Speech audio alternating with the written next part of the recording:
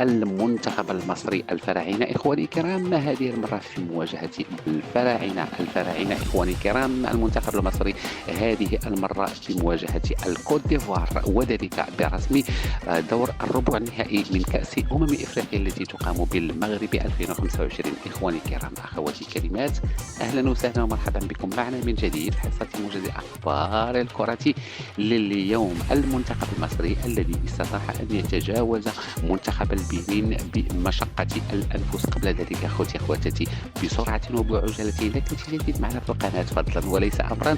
خليوا لنا الاشتراكات ديالكم وخليوا لنا لايكاتكم من أيديكم الكريمة فضلا وليس أمرا. إذا المنتخب المصري سيواجه الكوت ديفوار، كل هذا سنعاينه من على قنوات البي سبور اكسترا 1 و2 وقنوات المغربية الأولى والرياضية TNT3 في أمسية يوم السبت 10 من هذا الشهر ابتداء من الساعة 8 مساء. لم يبقى لي إلا أن أشكركم على وفائكم. إلى اللقاء.